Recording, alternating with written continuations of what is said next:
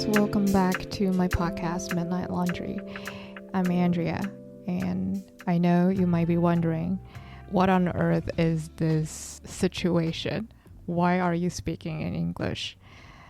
So, originally when I started this podcast, I wanted this to be an English podcast simply because I don't get to use English in my daily life at all, except when I'm teaching. And it's not really a big problem, but I feel like I have a lot of English input since I watch movies, dramas, YouTube videos, but I don't get to share my opinions or write it down because I'm lazy as fuck. I don't keep a journal. So I feel like the easiest way for me to sort of like practice / getting my opinions out there is through recording a podcast. And so in the future, I think there will be English episodes here and there, but it's not going to happen regularly since I think making Chinese episodes is better in terms of getting my message across to the majority of people out there. Because most of the people listening to this podcast are probably native Mandarin speakers. But if you think English episodes are something that you want to listen to in the future, please feel free to tell me. And yeah, so let's get into today's topic. And I'm sure most of you know, before I really get into the real topic I want to talk about, I share whatever is happening in my current life. So some of you may know if you follow me on Instagram, I'm currently undergoing a quarantine because my parents have COVID. It's not good news, but thankfully they are okay. They cough still, but overall they're well. And, they are having a lot of rest, which is something that I always wanted for them. So that is at least a piece of good news out there. But since my brother and we have been tested negative for days, we are in charge of taking care of the house, bringing food to my parents, and making sure they're, well taken care of. And for the past few days, I realized how difficult it is to run a house. Like, I know how to cook, I know how to, clean, and I know all the stuff. But when it comes to really taking care of people, like 24/7, it's a huge job. And I'm not even kidding. Like, I feel like whenever I finish making breakfast, it's lunchtime. And whenever we finish lunch, you have to think about what to eat for dinner. And there's really no break. Like, there's break, of course, but it feels like you can never stop. And it's a lot of work. And now I truly realize how difficult it is to be a good housewife because, oh my God, there's always something to be cleaned. There's always, something that is a little bit out of place that you need to fix. And thinking about what to cook or what to buy, what to order for the next meal is a lot of work because you don't want to be repetitive, right? I don't want my parents to feel bored. I don't want them to feel that, they are trapped in this little room because they are currently living in separate bedrooms. And I know it's very difficult since the only thing you could do is probably just watch Netflix and sleep or, talk to your friends on the phone. So my brother and I kind of tried our best to, spice things up. But, sometimes we do have to work. And when that happens, it's really difficult to balance work and life. Or let me say, between work and taking care of your parents. But still, I'm really grateful that, my little brother is here to lighten the load and very sadly, he will be returning to school next week.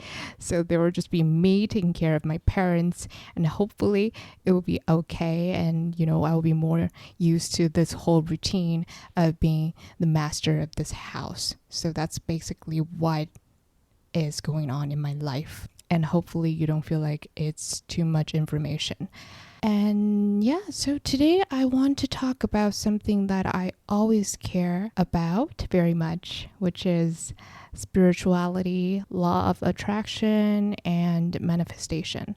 The main reason that I want to talk about these interesting topics here is also because it's a little bit difficult to talk about these with your friends. Of course, I do have people that I share these information with, but if the people around you are not into spirituality, sometimes they would see you as like this new age weirdo, or someone who's very into a strange cult. And you got to be really careful because you don't want people to be misled, right? And that's why I always consume a lot of content regarding spirituality or manifestation, but I don't really share what I think about to people around me because I think it's very personal. It's something like self-care. Like everyone has their own opinion, and it doesn't really matter if someone disagrees with you because, it's your truth and it's your life. So you are free to think whatever you want. And the reason why I got into the law of attraction is very interesting because I got into it when I was like 13. And it was because one day I was just walking on the street and I went into this bookstore because I was very bored. And I saw this book called The Secret.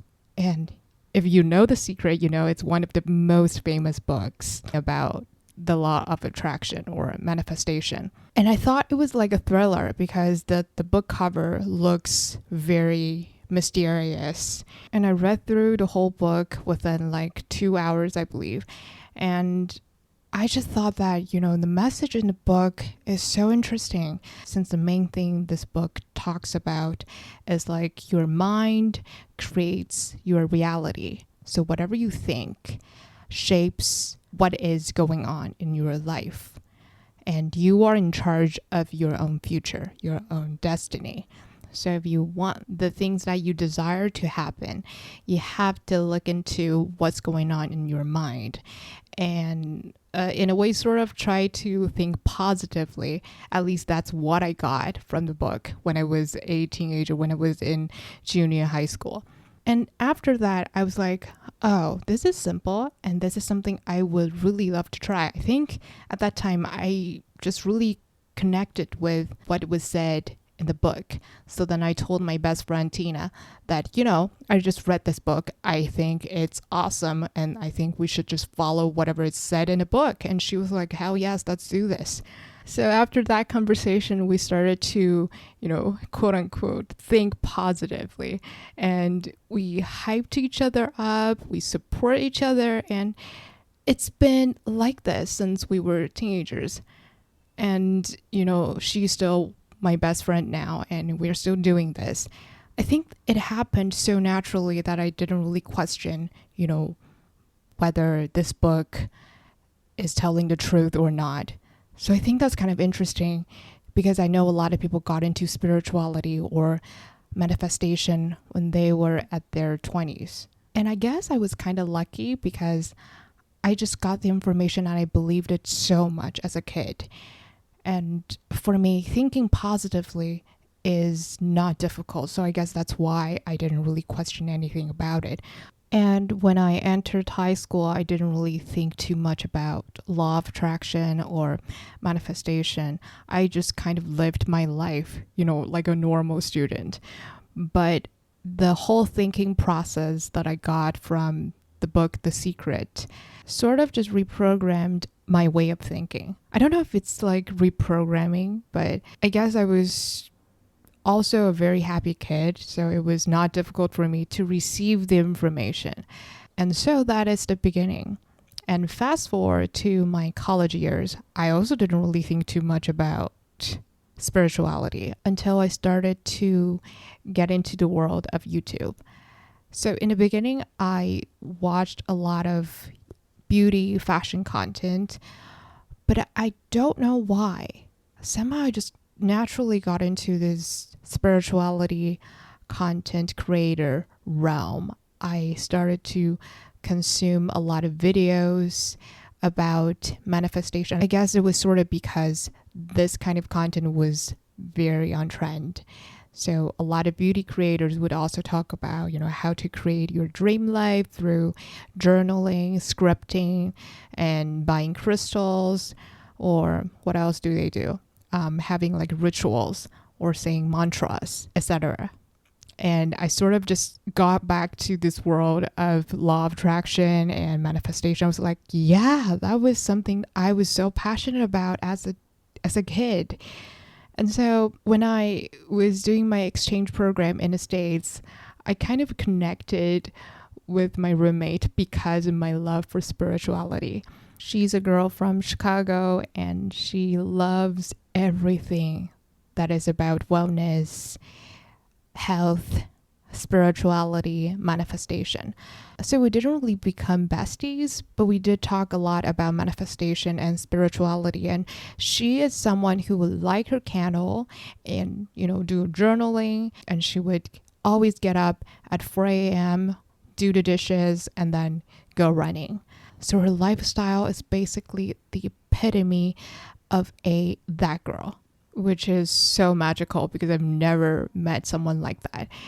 And anyways, because of her, I sort of got deeper into this realm of manifestation and started to share my thoughts and my learnings to some friends that I really trust, like my podcast co-host, Julie. So we started to talk about what manifestation means to us and, how we can implement those tricks into our life. Because for me, journaling is just not gonna happen because I don't keep a journal, and writing things down every day is just too much work for me. I'm a lazy bitch.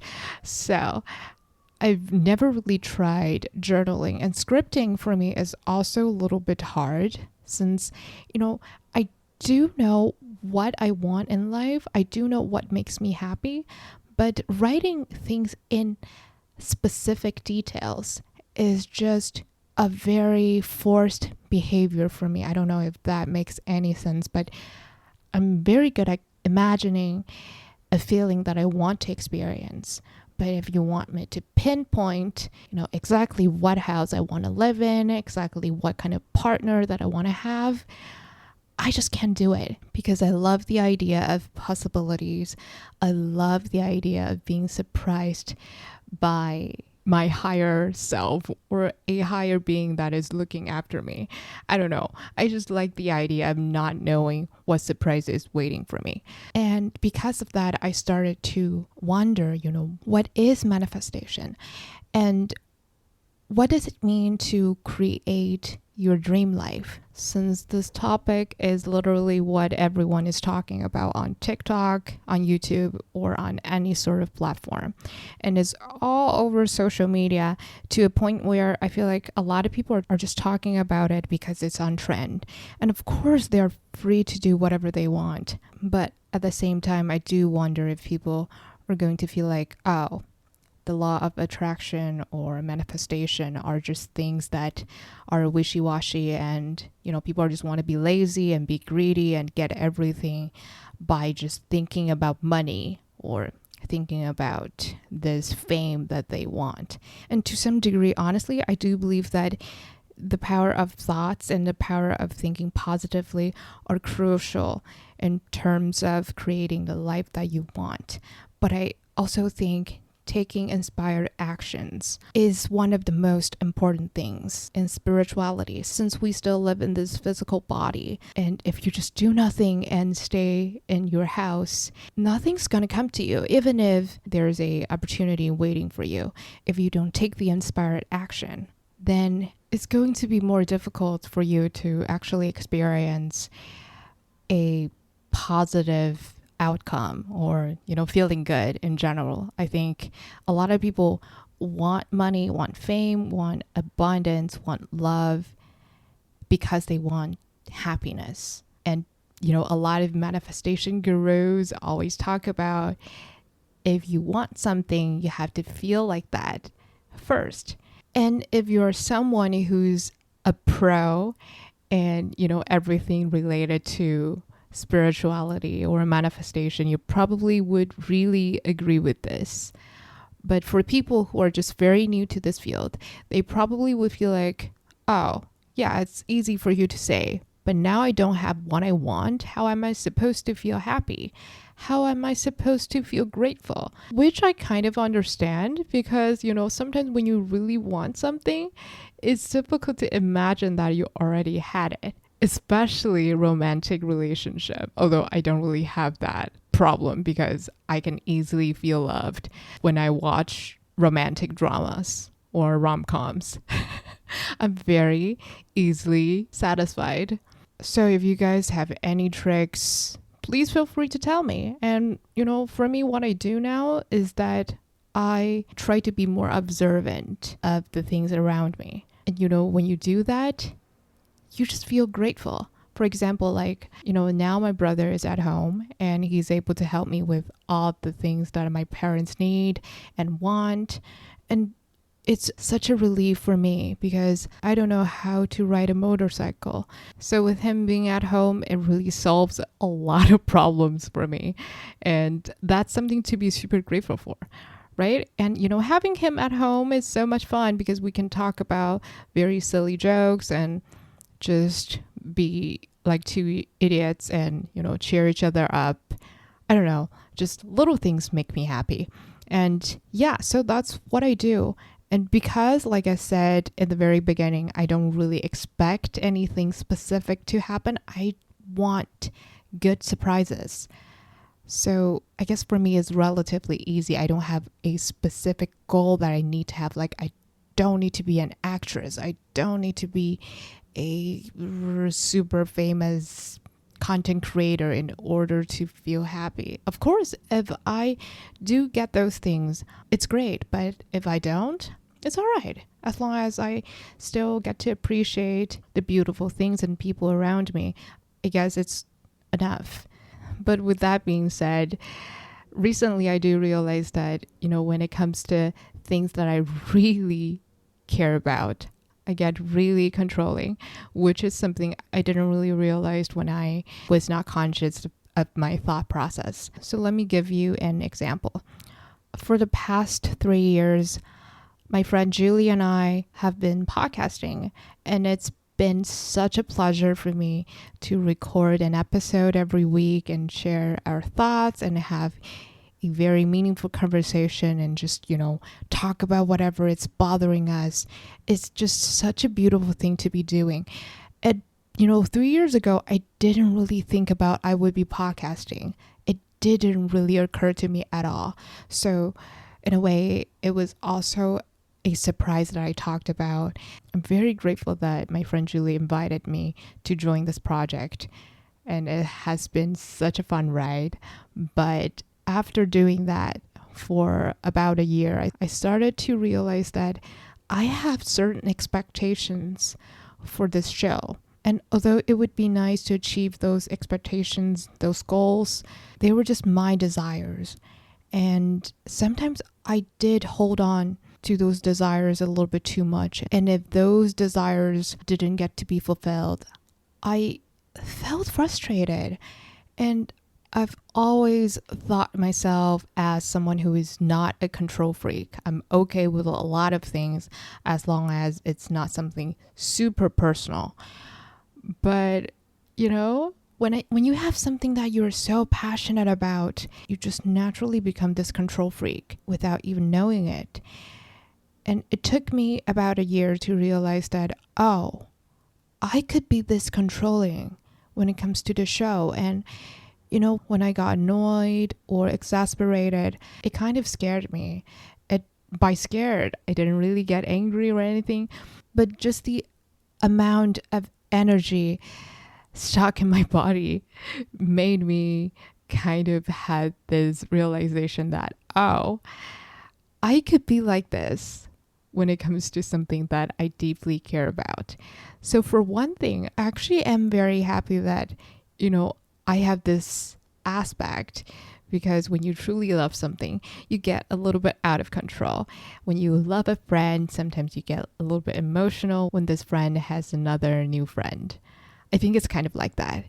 But on the other hand, I also feel like it's something I need to be very conscious, because once you don't let your desires go, 100% you're going to feel betrayed or frustrated or not being satisfied.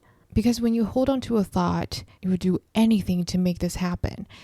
And a lot of the times it involves pushing people, or forcing yourself to do things because you want the result. Or you might have this limiting belief that there's only one way that my dream can be achieved. So I need to be like this in order to get the result that I want. And when I'm in this mindset, I always get very unhappy. If I go on social media during that period of time, oh my gosh, things are gonna get so much worse. Because on social media, you always see people's life being super vibrant, super successful, super easy. They get what they want. They're showing their best life. So you just kind of blame yourself for being such a meaningless shit and, not achieving anything that you want. I know it's kind of irrational to have all these thoughts, but when you're not in a very good place, sometimes it happens. But now, since I recognize this thought pattern a lot better, I think right now I'm better at not being so controlling, and I would not stop myself, but rather I would ask myself, are you going to be okay if this doesn't happen? And, usually the answer is yes, I'm going to be a-okay. I'm going to have a good life with my friends and family. It's not a necessary thing. And that thought is such a relief to be having. And actually, I don't know if this is going to be a good piece of advice, but I think it's always nice to ask yourself, am I going to be okay with or without this piece of clothing, with or without this achievement, with or without this person? Although I think when it comes to relationships, it's very difficult because you probably really want this person to complete your life. But anyways, I guess it kind of helped me in a lot of areas of my life. So I just want to share. And if you think this is interesting, maybe hopefully I'll be sharing more in the future in my podcast. And I think honestly, spirituality and manifestation are just so profound that I cannot really cover even a tiny little bit in today's episode. I guess today is just more like sharing my experience of getting into this realm and how I am seeing this. It's not like knowledge, it's more like belief, I guess. Yeah.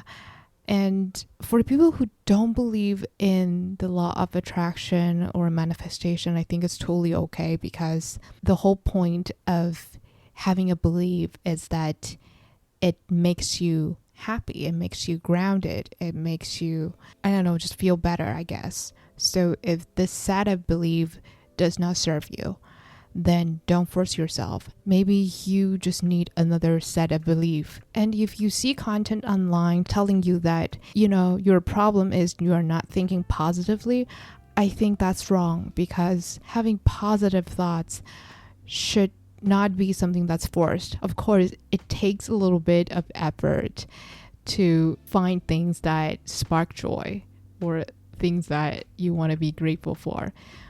But you have to truly feel the emotions to make this whole behavior logical, or I guess worth it or meaningful. So if you feel like everything that you're doing is very forced and you don't really believe what you do is right, then maybe you can stop and try to have this inner monologue with yourself. I think having a monologue is super important. Yeah, why didn't I talk about this?